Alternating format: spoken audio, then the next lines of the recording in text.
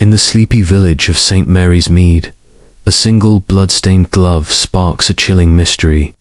Was it wine, as the charming widower Reginald Haverford claims, or a sinister clue to a hidden crime?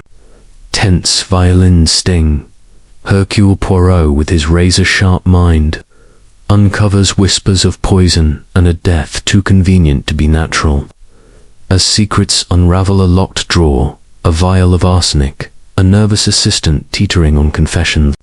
Village holds its breath, heartbeat pulse, but when the truth is laid bare in a dramatic showdown, will justice triumph, or will one final twist leave Poirot facing a darkness even he cannot outwit? Chapter 1. The Crimson Stain. The late September sun cast a golden haze over St. Mary's Mead, its rays filtering through the ancient elms that lined the village green. The air carried the crisp promise of autumn, mingled with the faint sweetness of fading roses. In the heart of this serene hamlet, Rose Cottage stood as a quaint sentinel, its thatched roof and diamond-paned windows exuding an unassuming charm. Within its cozy drawing room, Hercule Poirot, the diminutive Belgian detective with a moustache as precise as his mind, sat opposite his old friend, Miss Jane Marple. The fire in the grate snapped softly, its warmth a gentle counterpoint to the chill creeping into the evening. Poirot sipped his tisane, the delicate aroma of chamomile rising from the porcelain cup. His sharp, bird-like eyes, ever alert, fixed upon Miss Marple as she wielded her knitting needles with the dexterity of a seasoned conjurer. Her hands moved in a rhythm as steady as a metronome, yet her gaze was far from idle, darting occasionally to the window as if expecting some unseen visitor. The invitation to St. Mary's Mead had been a surprise, but Poirot, ever intrigued by the quiet undercurrents of village life, had accepted without hesitation. Miss Marple, he knew, possessed an uncanny knack for uncovering the shadows beneath the surface of rural tranquility. There has been a most curious occurrence. Monsieur Poirot, Miss Marple began, her voice soft yet laced with a quiet intensity. She paused, her needles hovering, as if to weigh the gravity of her words. Last night, at the vicarage, a gentleman was seen leaving in some haste. His glove, his right glove, to be precise, was stained with blood. Poirot's moustache quivered, a subtle sign of his piqued interest. He set his cup down with deliberate care, his fingers steepled beneath his chin. Blood, you say, mademoiselle? A most intriguing detail. And who is this gentleman with the sanguinary glove? Mr. Reginald Haverford, Miss Marple replied, resuming her knitting with a faint click of the needles. A man of considerable means and reputation, a widower these past 12 months. He resides at Haverford Hall, just beyond the village. The vicarage dinner was a small affair, and he was among the guests. Mrs. Clement, the vicar's wife, swears she saw the stain as he passed under the lantern by the gate. She is not a woman prone to fancy, you understand. Poirot's eyes gleamed, with the spark of a mind already at work. And what does Monsieur Haverford say of this crimson stain? Surely he has offered some explanation. Miss Marple's lips pursed, a faint frown creasing her brow. He claims it was merely wine, spilled during a clumsy moment at the dinner table. He says he discarded the glove to avoid embarrassment, but the village, Monsieur Poirot, is not so easily convinced. Whispers travel faster than the post here, and there is talk of something sinister. Poirot leaned forward, his compact frame taut with curiosity. Sinister, you say? And what is the nature of these whispers?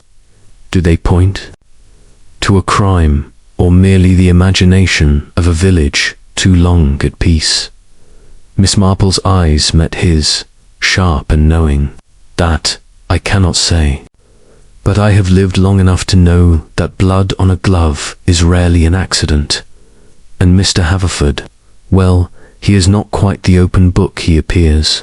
His wife's death, last year consumption, they called it traced, no questions at the time. Yet now, with this incident, some wonder if there is more to his story. Poirot nodded, his little grey cells humming with possibilities. A blood-stained glove, a hurried departure, a widower with a shadowed past. These were the threads of a tapestry he longed to unravel. Tell me, mademoiselle, who else was present at this dinner? The company, it may hold the key. Miss Marple set her knitting aside, folding her hands in her lap. There were 4 guests, besides the vicar and his wife, Dr. Haydock, our local physician, a man of blunt manners but sound judgment. Miss Lydia Crane, a spinster with a tongue as sharp as her needlework. Young Tom Bradley, the vicar's assistant, lately returned from London and rather changed by it, if I may say. And Mr. Haverford, of course. The evening was meant to be a simple gathering, but Mrs. Clement says the atmosphere was strained. Poirot's eyebrow arched. In what manner, if you please? She could not put her finger on it, Miss Marple admitted, but she felt a tension, as if secrets hung in the air. And then, when Mr. Haverford left so abruptly, and she saw the glove, well, you can imagine her distress. Poirot rose, his movements precise yet fluid, like a cat preparing to pounce. Indeed, I can. A glove stained with blood is no trifling matter. It is a clue, perhaps, to a truth that hides in the shadows. I shall visit the vicarage tomorrow, mademoiselle, and speak with this Madame Clement. The truth, it will reveal itself to Hercule Poirot. Miss Marple smiled, a glint of approval in her eyes. I knew you would understand, Monsieur Poirot. St. Mary's Mead may seem a quiet place, but even here, the human heart holds its mysteries. As Poirot bid her good night and stepped into the cool evening, the village lay hushed under a blanket of stars. Yet beneath its calm facade, he sensed a current of unease, a puzzle waiting to be solved. The crimson stain on Mr. Haverford's glove was but the first piece, and Poirot's mind was already weaving the threads of suspicion into a pattern only he could discern. Chapter 2. The Vicarage Dinner. The morning mist clung to the cobblestones of St. Mary's Mead as Hercule Poirot made his way to the vicarage, his polished shoes tapping a purposeful rhythm. The vicarage, a modest Georgian house with ivy creeping up its weathered bricks, stood adjacent to the ancient church, its spire piercing the grey sky. Poirot's mind, ever meticulous, replayed Miss Marple's account of the blood-stained glove, each detail a spark igniting his curiosity. A dinner, a stain, a hurried exit. These were not mere happenstances, but threads in a tapestry of intrigue. Mrs. Clement greeted him at the door, her face pale and her hands fluttering like nervous birds. She was a woman of middle years, her auburn hair pinned neatly, yet her eyes betrayed a sleepless night. Monsieur Poirot, how good of you to come, she said, ushering him into the parlour. The room was cosy, with chintz, curtains, and a faint scent of lavender polish. But the atmosphere was heavy with unspoken fears. Madame Poirot began, settling into a worn armchair. I am told of a most curious incident at your dinner last night. A glove, stained with blood, belonging to Monsieur Haverford. Pray, tell me all you recall of the evening. Mrs. Clement twisted a handkerchief in her lap, her voice low. It was meant to be a simple gathering, you see. Just a few friends. To welcome Tom Bradley back from London. We had Mr. Haverford, Dr. Haydock, Miss Crane, and Tom, of course, with my husband and me. The meal was nothing grand: roast, lamb, potatoes, and a trifle for dessert. But the mood, it was not quite right. Poirot's eyes sharpened, his moustache giving a slight quiver. Not right, madame. In what way, if you please? She hesitated, glancing toward the window as if expecting an eavesdropper. There was a tension, Monsieur Poirot. Mr. Haverford was courteous, as always, but he seemed distracted, his eyes darting about. Dr. Haydock was his usual gruff self, but he kept watching Tom, who was dreadfully quiet. Miss Crane, well, she was sharp as ever, making little jabs about everyone's affairs. And then, just after dessert, Mr. Haverford stood abruptly, muttered something about urgent business, and left. And the glove? Poirot prompted, leaning forward. Mrs. Clement's voice dropped to a whisper. As he passed the lantern by the garden gate, I saw it clearly: his right glove, white kid leather, with a dark stain across the fingers. It wasn't wine, Monsieur Poirot. I know the look of blood. My brother was a butcher, you see, and I've seen enough of it to know. Poirot nodded, his mind cataloguing her words. And this glove, madame, where is it now? Gone, she said, her eyes wide. I looked for it this morning, thinking he might have dropped it, but there was nothing. He must have taken it with him, or destroyed it. Poirot's fingers tapped lightly on the armrest, a sign of his little grey cells at work. Tell me of the guests, madame. This Monsieur Bradley, what manner of man is he? Tom, Mrs. Clement's brow furrowed. A good lad, or so I thought. He's been the vicar's assistant these 2 years, but his time in London seems to have changed him. He's grown secretive, jumpy even. Last night, he barely spoke, and when he did, it was to Mr. Haverford in low tones. And Mademoiselle Crane? Poirot asked. Mrs. Clement's lips twitched, as if suppressing a smile. Lydia Crane is a force, Monsieur Poirot. She misses nothing and says more than she should. Last night she made a remark about Mr. Haverford's late wife, something about her death being convenient for him. It was awkward, to say the least. Poirot's eyebrow arched. Convenient, you say? And how did Monsieur Haverford react? He laughed it off, but his hand shook as he reached for his glass. That's when I noticed he spilled a bit of wine, or so he claimed, but it was after that he left so suddenly. Poirot rose, his movements precise, his mind alight with possibilities. You have been most helpful, Madame Clement. I shall speak with these guests, for I believe the truth lies not only in the glove, but in the hearts of those who dined here last night. As he stepped into the garden, the mist parting around him, Poirot's gaze lingered on the lantern by the gate. A single stain, a fleeting moment, had set this mystery in motion.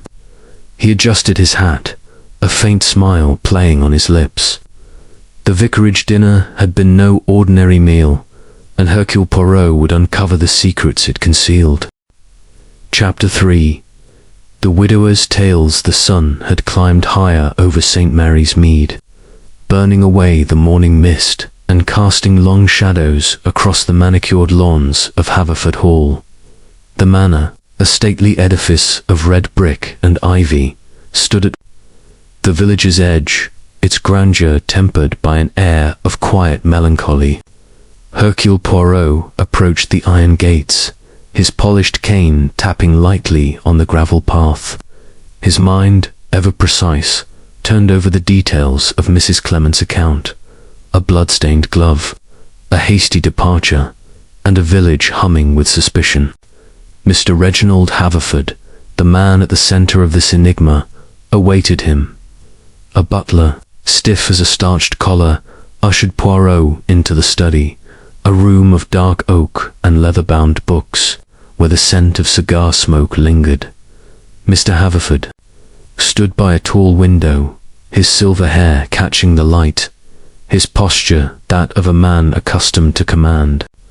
He was tall, impeccably dressed in a tailored suit, but his eyes, when they met Poirot's, held a flicker of unease beneath their polished charm. "Monsieur Poirot," Haverford said, extending a hand, his voice smooth as aged brandy. "An unexpected pleasure. I trust Miss Marple's hospitality has been to your liking." Poirot inclined his head, his moustache giving a slight twitch. "Most charming, monsieur, but I am here on a matter less agreeable.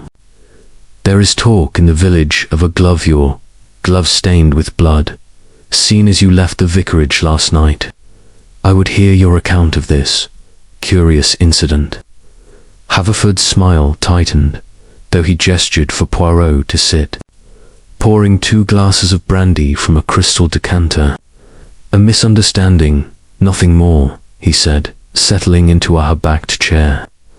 "I spilled wine on my glove during dinner, a clumsy moment with a glass of claret. I discarded it too. Avoid making a spectacle. Surely Mrs. Clement's imagination has run away with her." Poirot's gaze was steady, his eyes like twin points of light. "Wine, you say? Yet Madame Clement is certain it was blood. She is a woman of some experience in such matters, Nan, and your departure was abrupt, was it not?" Fingers tightened briefly on his glass.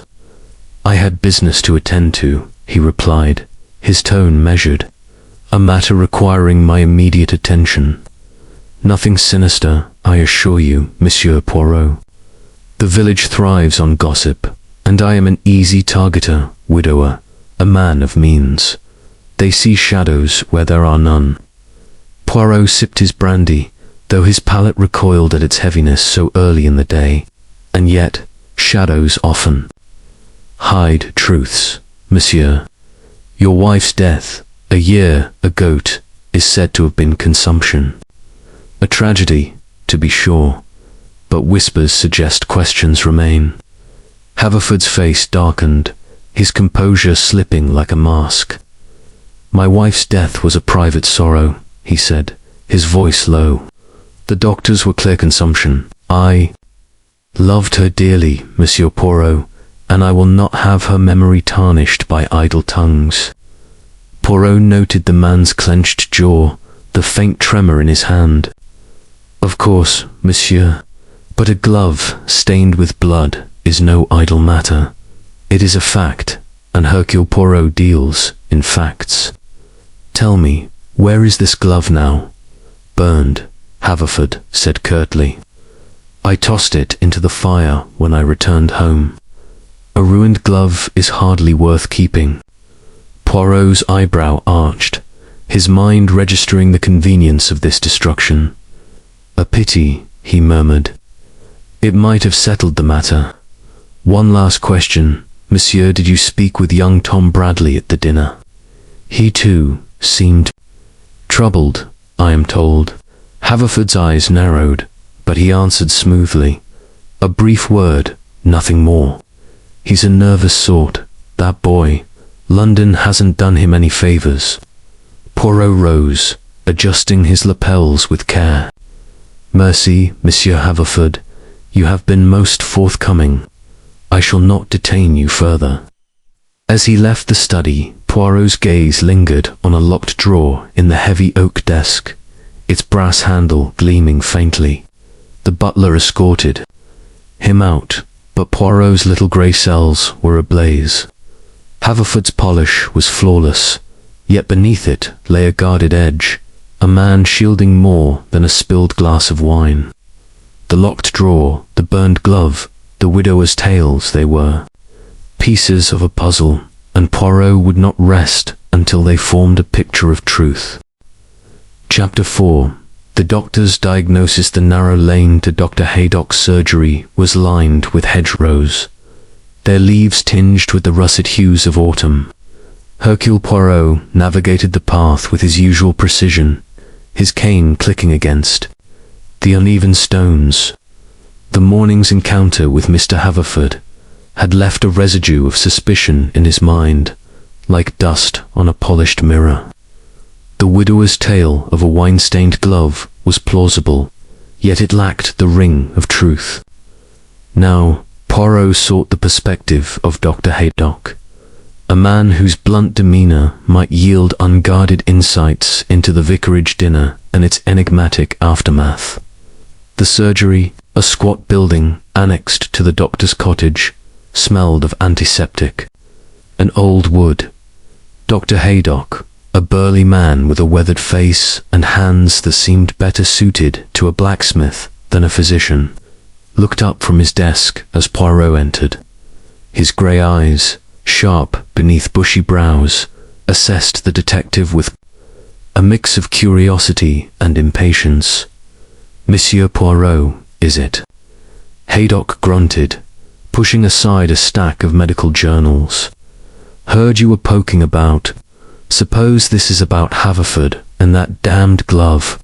Poirot inclined his head, settling into a chair that creaked under even his slight frame.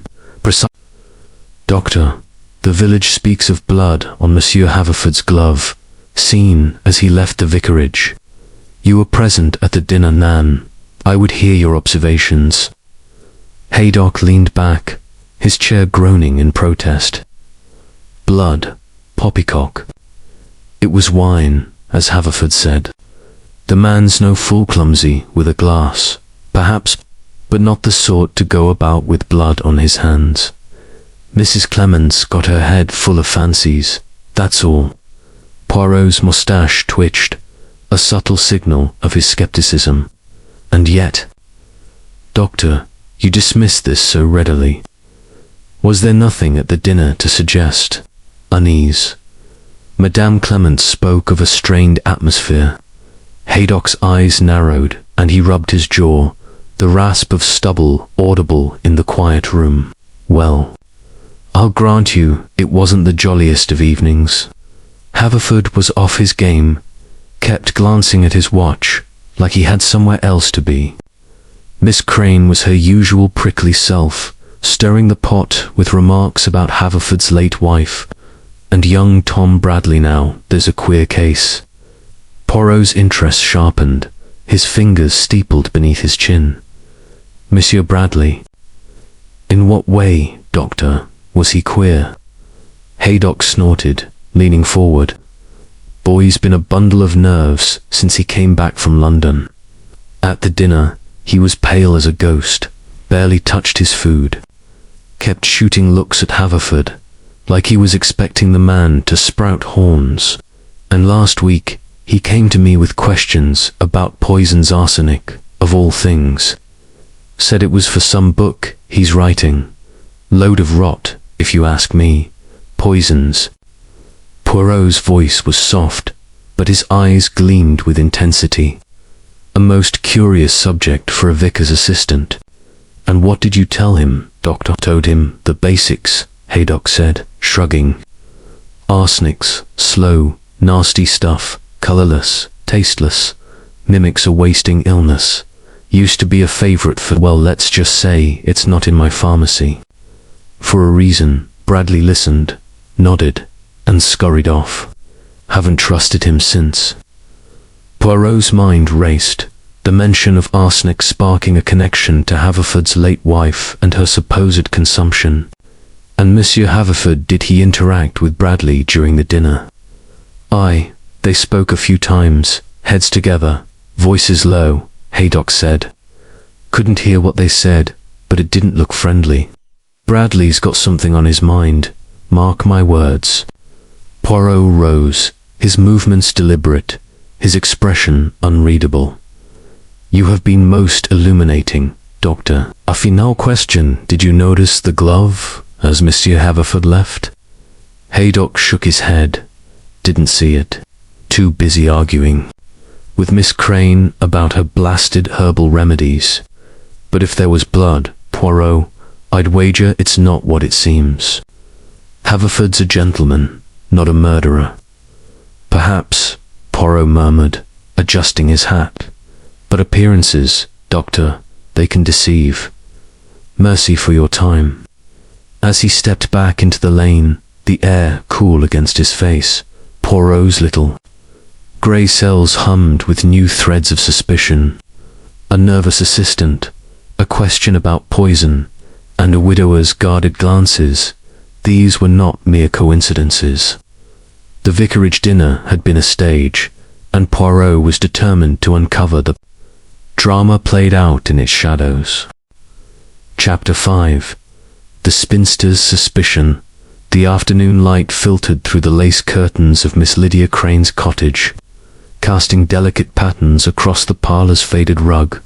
The room, though small, was a testament to its occupants' fastidious nature. Every surface gleamed, from the polished mahogany table to the china figurines arranged with military precision on the mantel. Hercule Poirot, seated on a stiff-backed chair, observed the scene with his usual meticulous attention, his moustache perfectly symmetrical against his composed expression. Miss Crane, a wiry woman with angular features and eyes that glinted like polished steel, sat opposite, her posture rigid as she poured tea from a chipped but spotless pot. "Monsieur Poirot," she began, her voice sharp as a winter wind, "I trust you're here about that unsavory business at the vicarage. The whole village is chattering about Mr. Haverford's glove, and I, for one, am not surprised." Poirot tilted his head, his gaze unwavering. "Indeed, mademoiselle, the matter of the blood-stained glove intrigues me. You were at the dinner, I understand. Pray, share what you saw and what you suspect." Miss Crane's lips pursed, a gleam of satisfaction in her eyes at being consulted. "I saw it plainly," she declared, setting her teacup down with a decisive clink. As Mr. Haverford left the vicarage, the lantern light caught his right glove, a dark stain, unmistakable. "Blood, Monsieur Poirot, not wine, whatever he claims. I know the difference. I've nursed enough scraped knees in my time." Poirot's fingers brushed his moustache, a gesture that betrayed his keen interest.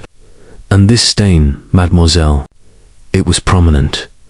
You are certain of its nature?" "As certain as I am of my own name," she snapped. "Haverford's no fool. He'd not let a wine stain send him scurrying like a startled hare. He left that dinner in a hurry, and I'd wager my best lace it wasn't business calling him away." Poirot leaned forward, his voice soft but probing. "You speak with conviction, mademoiselle. What, then, do you believe prompted his haste? And why the blood?" Miss Crane's eyes narrowed, her tone dropping to a conspiratorial hush. "Reginald Haverford is not the saint he plays. His wife's death, last year consumption, they said, but I never believed it. She was frail, yes, but there was something too convenient about her passing. Haverford inherited everything, her fortune, her estate, and now this glove business. Mark my words, he's hiding something dark." Poirot's eyebrow arched, his mind cataloguing her words. "A grave accusation, mademoiselle. You suspect foul play in Madame Haverford's death." "I suspect what my eyes and ears tell me," she replied tartly. "And there's more. That Tom Bradley, the vicar's assistant, he's in Haverford's pocket. I saw them at the dinner, whispering like conspirators. Bradley's been skittish since he returned from London, always hovering near Haverford, like a dog waiting for a bone. If there's mischief afoot, that boy knows more than he lets on." Poirot sipped his tea, though its bitterness was no match for the sweetness of the information. "And the others at the dinner, Dr. Haydock, Madame Clement, did they share your observations?" Miss Crane snorted, a sound both unladylike and unapologetic. "Mrs. Clement's too timid to see what's under her nose, though she caught the glove well enough. Dr. Haydock's too busy playing the skeptic, dismissing it all as nonsense. But I saw the tension, Monsieur Poirot. Haverford was on edge, Bradley was a bundle of nerves, and even my remarks about the late Mrs. Haverford didn't help the mood. I said her death left Haverford rather well off, and his smile was as brittle as old glass. Poirot's eyes gleamed, the pieces of the puzzle shifting in his mind. You have a keen eye, Mademoiselle Crane. One final question. Did you see what became of the glove after Monsieur Haverford left? She shook her head, her expression sour. No, he was too quick. By the time I stepped outside, he was gone, and the glove with him. Likely burned or buried by now. He's not the sort to leave evidence lying about. Poirot rose, bowing slightly. You have been most enlightening, mademoiselle. Your observations, they are a lantern in the fog of this mystery. I thank you.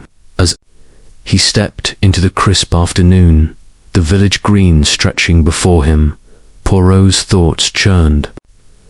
Miss Crane's suspicions, sharp as her tongue, pointed to a web of secrets woven around Haverford and Bradley. A blood-stained glove, a questionable death. A nervous assistant. The threads were tightening, and Poirot felt the thrill of the chase. The spinster's parlour had yielded more than tea. It had offered a glimpse into the heart of St. Mary's Mead's darkest riddle. Chapter 6. The assistant's secret. The churchyard of St. Mary's Mead lay bathed in the pale light of a waning afternoon, its ancient use casting long, sombre shadows across the weathered gravestones. Hercule Poirot stood by the lich gate, his immaculate coat buttoned against the autumn chill, his eyes scanning the quiet expanse for Tom Bradley. The young vicar's assistant, with his nervous demeanour and whispered exchanges with Mr. Haverford, had become a figure of increasing interest. Miss Crane's pointed suspicions, coupled with Dr. Haydock's revelation of the lad's curiosity about poisons, had set Poirot's little grey cells alight. If secrets were the currency of this mystery, Bradley held a purse worth opening. A lanky figure emerged from the church's side door, his shoulders hunched, his eyes darting like those of a cornered hare. Tom Bradley, barely past 20, had the pallor of one burdened by more than parish duties. His dark hair fell untidily over his brow, and his hands, stuffed deep into the pockets of his worn jacket, betrayed a restless agitation. He started slightly upon seeing Poirot, but the detective's disarming smile, framed by his impeccable moustache, seemed to ease the boy's immediate alarm. Monsieur Bradley, Poirot greeted, his voice smooth as velvet. A moment of your time, if you please. I am Hercule Poirot, and I investigate a most curious matter. The glove of Monsieur Haverford, stained, it is said, with blood. Tom's face blanched, his fingers twitching in his pockets.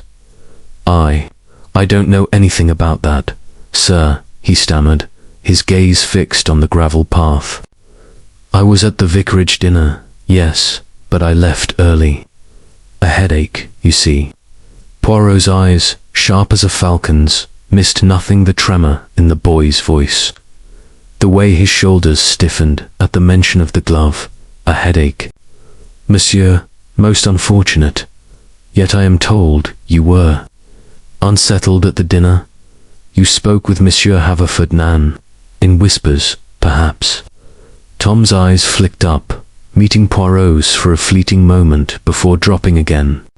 Just small talk, sir. Nothing important. Mr. Haverford's a kind man, always has a word for me.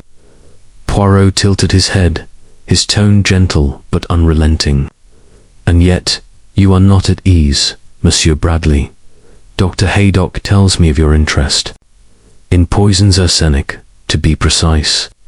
A strange subject for a vicar's assistant, unless, perhaps, it is more than curiosity.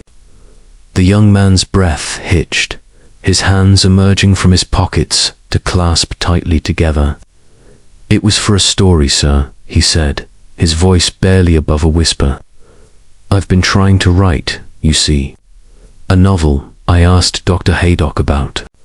Poisons for research. That's all." Poirot's moustache quivered, a sign of his skepticism. "A novel, you say? A commendable pursuit. But tell me, monsieur, why such secrecy at the dinner? Why the glances toward Monsieur Haverford, as if you shared a confidence or a fear?" Tom's face crumpled, his resolve fraying like worn cloth. "I don't know what you mean, sir," he said, but his voice cracked, and his eyes darted toward the church, as if seeking sanctuary. "I was just tired, that's all. London was difficult. I'm not myself." Poirot stepped closer, his presence both commanding and oddly reassuring. "Monsieur Bradley, the truth, it is a heavy burden, but it is lighter when shared. You know something of Monsieur Haverford, do you not? Something that weighs upon you, that makes you tremble in this quiet churchyard." For a moment, it seemed Tom might break, his lips parting as if to speak. But then he shook his head, his jaw tightening. "There's nothing, sir, I swear it. I've done nothing wrong." Poirot studied him, noting the sheen of sweat on the boy's brow despite the cool air. "Very well," he said softly, adjusting his gloves. "But know this, monsieur, the truth. It cannot hide forever. It leaves its mark, like blood on a glove. If you change your mind, you will find Hercule Poirot most willing to listen." As Tom mumbled a farewell and hurried back toward the church, Poirot remained by the lich gate, his mind a whirl of deductions. The boy's denials were flimsy, his fear palpable. Whatever secret he held, it was tied to Haverford, and perhaps to the shadow of a death a year past. The churchyard, with its silent stones, seemed to whisper of hidden truths, and Poirot felt the puzzle's edges sharpening. He turned toward the village, his steps purposeful, determined to uncover the secret that made young Bradley quiver like a leaf in the wind. Chapter 7. The Locked Drawer. The evening draped St. Mary's Mead in a velvet hush, the village lights twinkling like stars against the deepening twilight. Hercule Poirot, his overcoat buttoned against the crisp air, approached Haverford Hall under the pretext of a courteous follow-up visit. His earlier encounter with Mr. Haverford had left him with a nagging certainty. The widower's polished assurances concealed a truth as elusive as mist. The locked drawer in Haverford's study, glimpsed during their first meeting, beckoned like a siren's call. Poirot's little grey cells demanded answers, and he intended to find them. The butler, as rigid as ever, admitted him with a curt nod, leading him to the drawing-room where Haverford awaited. The room glowed with the soft light of oil lamps, their flicker casting shadows across portraits of stern-faced ancestors. Haverford rose, his silver hair impeccable, but his smile was a shade less confident than before. "Monsieur Poirot, twice in one day," he said, his tone light but strained. "To what do I owe this pleasure?" Poirot's eyes twinkled, his manner disarming. "A small matter, monsieur. I wished to clarify a detail about the vicarage dinner. But first, might I trouble you for a glass of water? The walk from the village, it is most invigorating." Haverford hesitated, then rang for the butler. As the servant departed to fetch the water, a commotion sounded from the kitchen, a clatter of pans, followed by a muffled curse. Haverford excused himself, muttering about clumsy staff, and hurried out, leaving Poirot alone. The detective's heart quickened. This was the moment. With the agility of a cat, he slipped into the study, its heavy oak door ajar. The room was as he remembered, the scent of cigar smoke, the gleam of polished furniture, and the desk, its locked drawer a silent challenge. From his pocket, Poirot produced a hairpin, borrowed from Miss Marple's sewing basket with her knowing wink. His fingers, deft despite their elegance, worked the lock with practiced precision. A soft click rewarded his efforts, and the drawer slid open. Inside lay a single white kid glove, its cuff marred by a faint rust-colored stain, unmistakable to Poirot's discerning eye. Beside it was a small glass vial, its label bearing a chemical formula. Arsenic. Poirot's pulse quickened, but his expression remained serene. He pocketed the vial, careful not to disturb the glove, and closed the drawer just as footsteps echoed in the hall. Haverford returned, a glass of water in hand, his brow furrowed. "My apologies, Monsieur Poirot." The cook dropped a train, nothing serious. "Now, what was this detail you wished to discuss?" Poirot accepted the glass, his smile unruffled. "A trifle, monsieur. I merely wondered if you recalled the precise moment you spilled the wine, but it is of no consequence. I shall not keep you from your evening." As he left Haverford Hall, the vial a weighty secret in his pocket, Poirot's mind raced. The blood-stained glove, the arsenic, they were not mere clues, but beacons illuminating a path to murder. Haverford's composure was a facade, and the locked drawer had betrayed him. The question now was not whether a crime had been committed, but how deep the deception ran. Poirot's steps quickened, the village night closing around him as he resolved to unravel the truth hidden in Haverford's shadowed study. Chapter 8. The poison's proof. The morning sun cast a feeble glow through the leaded windows of Dr. Haydock's surgery, its warmth barely softening the sterile chill of the room.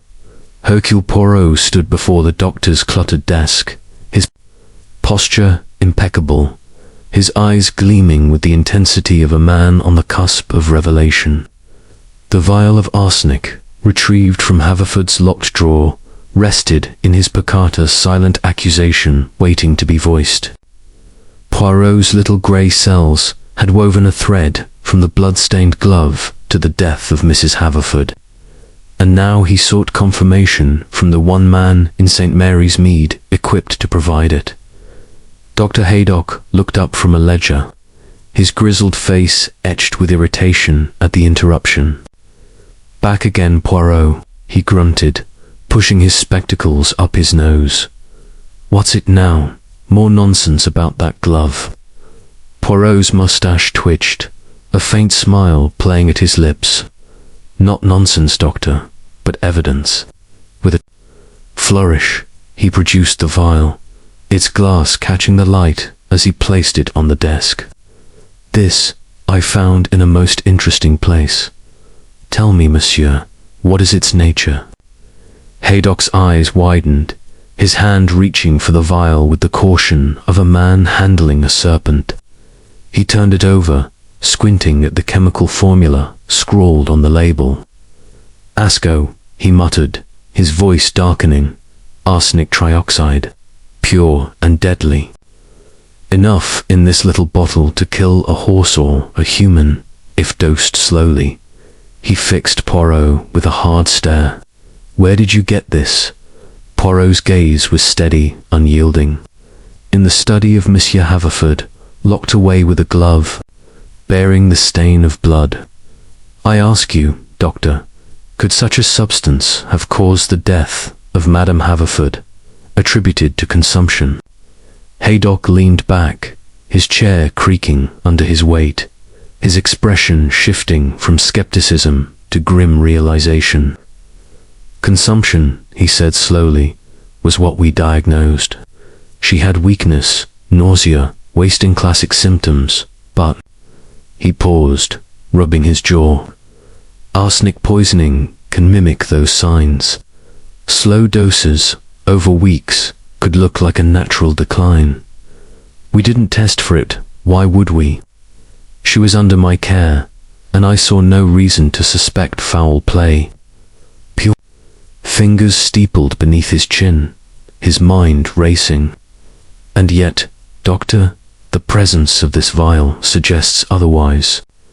A man with arsenic in his desk, a glove stained with blood, a wife dead under questionable circumstances. These are not coincidences, Nan. Haydock's face hardened, his voice low. If you're right, Poirot, this is murder. But Haverford, he's a gentleman, not a fiend. Why would he do it? Motives, Doctor, are as varied as the stars, Poirot replied softly. Wealth, freedom, a secret threatened any, might drive a man to such an act. Tell me, did you notice anything in Madame Haverford's illness that, in hindsight, raises suspicion? Haydock frowned, his memories sifting through the past. She worsened quickly, I'll admit. Complained of stomach pains, hair loss, things I chalked up to her condition. But arsenic could explain it. Damn it, Poirot, if I missed this. Poirot raised a hand, his tone reassuring yet firm. Do not blame yourself, Doctor, but truth, it hides from even the keenest eyes until the right moment. This vial, it is the proof we need to pursue the matter further. Haydock nodded, his jaw tight. What's your next step, then? Confront Haverford. Poirot's eyes gleamed, a hunter nearing his quarry. Not yet, Doctor. The trap, it must be set with care. I shall gather all those who dined at the vicarage, and there the truth will be revealed. For now, I ask your discretion. This vial, it remains our secret. As Poirot left the surgery, the vial secure in his pocket, the weight of his discovery settled upon him. The blood on Haverford's glove, the arsenic in his desk. The whispers of a village, these were no longer mere suspicions, but a chain of evidence pointing to a calculated crime. The air of St. Mary's Mead felt heavier now, charged with the promise of justice. Poirot adjusted his hat, his steps purposeful, as he prepared to draw the net tighter around the gentleman with blood on his glove. Chapter 9. The confrontation. The vicarage parlour glowed with the soft flicker of lamplight, its chintz curtains drawn against the gathering dusk of St. Mary's Mead. Hercule Poirot stood before the fireplace, his compact figure commanding the room with an authority that belied his stature. His moustache, immaculate as ever, framed a face set with quiet determination. Around him, the guests of the ill-fated vicarage dinner sat in uneasy silence. Mr. Reginald Haverford, his silver hair gleaming but his eyes wary. Dr. Haydock, his gruff demeanour tempered by curiosity. Miss Lydia Crane, her sharp gaze darting like a hawk's. And Tom Bradley, pale and fidgeting, his hands clasped tightly in his lap. Mrs. Clement hovered near the door, her anxious eyes fixed on Poirot, while the vicar, Mr. Clement, stood by her side, his face a mask of solemn concern. Mise, Amos. Poirot began, his voice clear and deliberate. We are gathered to unravel a mystery that has cast a shadow over this village. A glove, stained with blood, seen on Monsieur Haverford as he left this very room. A vial of arsenic, hidden in a locked drawer, and a death, a year past, that may not be what it seemed. These are not mere trifles, but the threads of a crime. Most heinous. Haverford's face flushed, his voice sharp. This is preposterous, Poirot. I've told you it was wine on my glove, nothing more. And now you speak of arsenic. I'll not sit here and be slandered. Poirot raised a hand, his gaze piercing. Patience, monsieur. The truth, it does not yield to protestations. Let us consider the facts. He produced the vial from his pocket, holding it aloft so the lamplight glinted off its glass. This, found in your study, Is arsenic trioxide a poison capable of mimicking the symptoms of consumption? Madame Haverford, your wife, died of such symptoms, did she not? Dr. Haydock shifted in his seat, his brow furrowed. He's right, Haverford. I examined that vial. It's enough to kill, administered slowly. Her illness, nausea, weakness, hair loss could have been arsenic, not consumption. Miss Crane's lips curled in a triumphant smirk. I knew it, I said. Her death was too convenient. You stood to gain everything, Mr. Haverford, her fortune, her estate. And now, this glove. Business. Haverford's hands clenched, his composure fraying. Lies. I loved my wife. I would never harm her. And the glove burned, as I said, because of a clumsy spill. Poirot's eyes narrowed, his voice soft but unrelenting. And yet, monsieur, the glove I found in your desk was not burned. It bore a stain of blood, your blood, perhaps, from a cut sustained while handling the poison. A careless moment, Nan. But there is more. He turned to Tom Bradley, whose face was now ashen, his eyes wide with panic. Monsieur Bradley, you knew of this crime, did you not? You, who whispered with Monsieur Haverford, who asked Dr. Haydock about poisons. You carry a burden, and it weighs heavily. Tom's breath hitched, his hands trembling. I didn't do anything, he stammered, but his voice cracked under the weight of Poirot's gaze. Enough. Poirot's voice cut through the room like a blade. You, Monsieur Haverford, poisoned your wife with arsenic to secure her wealth. But young Bradley, he discovered your secret perhaps in London, where he learned something of your past. He threatened to expose you, and so you paid him for his silence. But at the vicarage dinner, his conscience stirred, and you feared he would speak. The blood on your glove was your own, from a nick while preparing another dose perhaps for Bradley himself, to ensure his silence forever. Haverford leapt to his feet, his face livid. This is madness. You have no proof. Poirot just a vial and a glove. Poirot's smile was cold, his eyes unyielding. The proof, monsieur, is in your fear, and in the truth that young Bradley can no longer deny. Speak, Monsieur Bradley, or the weight of this secret will crush you. The room held its breath, every eye on the trembling assistant. Tom's resolve broke, his voice a choked whisper. He's right. I found letters in London from Mrs. Haverford's doctor. They hinted at poison. I confronted him, and he paid me to keep quiet, but I couldn't live with it. At the dinner, I told him I'd confess. A gasp rippled through the room. Mrs. Clement clutched her husband's arm, and Miss Crane's eyes gleamed with vindication. Haverford's shoulders slumped, his defiance crumbling as the weight of his guilt became undeniable. Poirot's little grey cells had triumphed, laying bare a murderer's heart in the quiet parlour of St. Mary's Mead. Chapter 10. The Confession. The vicarage parlour, bathed in the dim glow of lamplight, seemed to hold its breath as Tom Bradley's whispered admission hung in the air. The young man's face, pale and drawn, glistened with sweat, his eyes darting between Hercule Poirot's unyielding gaze and the rigid figure of Mr. Reginald Haverford. The room's occupants, Dr. Haydock, Miss Lydia Crane, and the Clement sat, frozen, their expressions a mix of shock and grim anticipation.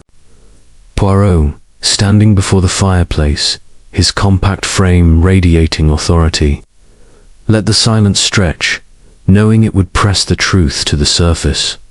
Monsieur Bradley, Poirot said, his voice soft yet cutting, you have begun to unburden your soul. Continue, if you please. Tell us of these letters, and how they led you to Monsieur Haverford's secret. Tom swallowed hard, his hands twisting together as if to anchor himself. "It was in London," he stammered, his voice barely audible. "I was sorting through old parish records for the Vickersham papers Mrs. Haverford had sent to a friend there before she died. Among them were letters from her doctor, written months before her death. They mentioned irregularities, tests that didn't add up, symptoms that didn't fit consumption. He suspected poison, but had no proof. I didn't think much of it at first, but when I returned to St. Mary's Mead, I couldn't stop watching Mr. Haverford. He knew I was onto something." Haverford, his face a mask of barely contained fury, leaned forward, his voice low and venomous. "You impudent boy, those letters were private, and you had no right silence." Monsieur Poirot's command was sharp, his eyes flashing. "You will have your turn. For now, let the young man speak." Tom's gaze dropped to the floor, his voice gaining strength as guilt poured forth. "I confronted him a month ago at Haverford Hall.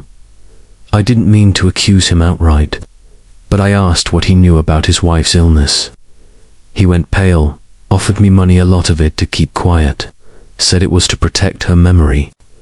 To avoid scandal. I was weak, sir. I took it. But at the vicarage dinner, I couldn't bear it any more. I told him I'd go to the police if he didn't confess. That's why he left so fast. Why his glove?" Poirot's moustache quivered, his mind aligning the pieces. "And the glove, Monsieur Bradley. You saw the blood, did you not?" Tom nodded, his eyes brimming. "Yes, sir. Under the lantern as he rushed out. It wasn't wine, I think. I think he cut himself, maybe handling something dangerous. I was scared he'd come after me next." Miss Crane let out a triumphant huff, her eyes blazing. "I knew it. A murderer, plain as day. And you, boy, enabling him for a handful of coins." Dr. Haydock shook his head, his voice gruff. "If this is true, Haverford, you're a blackguard. Poisoning your own wife, how could you?" Haverford's composure shattered, his voice rising in a desperate snarl. "Enough of this. You've no proof. Poirot, just a boy's wild story and a vial you stole from my desk. I loved my wife, but she was going to leave me, take everything, her money, her estate. I had no choice." The room gasped, Mrs. Clement clutching her husband's arm as the vicar murmured a prayer. Poirot's eyes gleamed, his voice calm but relentless. "No choice, monsieur. To poison her with arsenic, to watch her waste away, to let the village believe it was a natural death. And when Monsieur Bradley threatened to expose you, you considered silencing him too, Nan. The blood on your glover slip while preparing. Another dose, perhaps." Haverford slumped in his chair, his face grey, his defiance crumbling like ash. "It was an accident," he muttered, his voice hollow. "The arsenic. I only meant to make her ill, to keep her with me. But it went too far, and Bradley, he kept pushing, threatening. I couldn't let him ruin me." Poirot nodded, his expression one of sombre triumph. "The truth, Monsieur Haverford, it is a mirror that cannot be clouded forever. Your confession, it seals your fate." Mrs. Clement's eyes filled with tears, while Miss Crane's lips curled in grim satisfaction. Dr. Haydock rose, his face set. "I'll fetch the constable. This can't wait." As the room stirred, Poirot remained still, his little grey cells satisfied. The confession had laid bare the heart of the mystery, but the weight of justice now loomed. In the quiet parlour of St. Mary's Mead, a murderer's mask had fallen, and the truth stood revealed in the flickering lamplight. Chapter 11. The village restored. The vicarage parlour. So recently a stage for confrontation and confession, now lay quiet in the soft light of morning. The air of St. Mary's Mead seemed lighter, as if the village itself had exhaled a long-held breath. Hercule Poirot stood by the window, his gaze tracing the familiar outlines of the church spire and the green beyond, where villagers went about their daily tasks with a renewed sense of calm. The events of the previous evening, Mr. Haverford's confession, Tom Bradley's tearful unburdening, and the arrival of the constable had rippled through the community, but already the tides of gossip were receding, replaced by a tentative peace.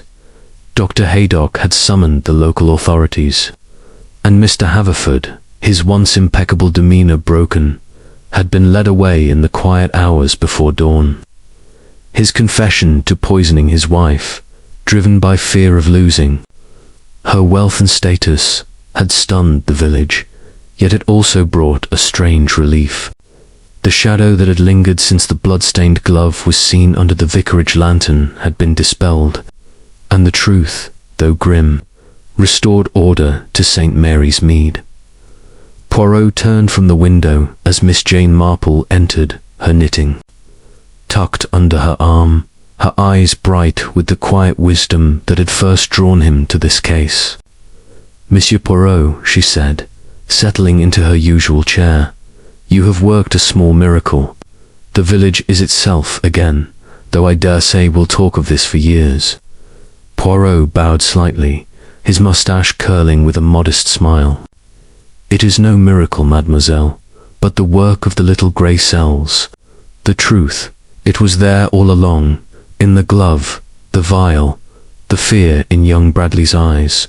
It needed only to be brought to light." Miss Marple's needles clicked softly, a rhythm as steady as her insight.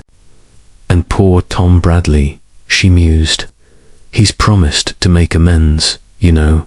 He's to stay on with the vicar under strict guidance. The boy was foolish, taking Haverford's money, but his heart was not hardened." Poirot nodded, his expression thoughtful. "Oui, mademoiselle. His confession was his salvation. The guilt, it weighed upon him, and in speaking, he has freed himself. As for Monsieur Haverford, justice will now take its course." Mrs. Clement entered, bearing a tray of tea, her face less strained than it had been. "Monsieur Poirot, I cannot thank you enough," she said, setting the tray down. "To think such darkness was among us. But now we can move forward. The vicarage will be a place of peace again." Miss Crane, who had arrived moments earlier, gave a sharp nod, her eyes still gleaming with the triumph of her suspicions confirmed. "I knew Haverford was no good," she declared, accepting a cup. "But you, Monsieur Poirot, you saw through his charm. A proper gentleman doesn't hide arsenic in his desk." Poirot's eyes twinkled, but he said nothing, allowing her the satisfaction of her moment.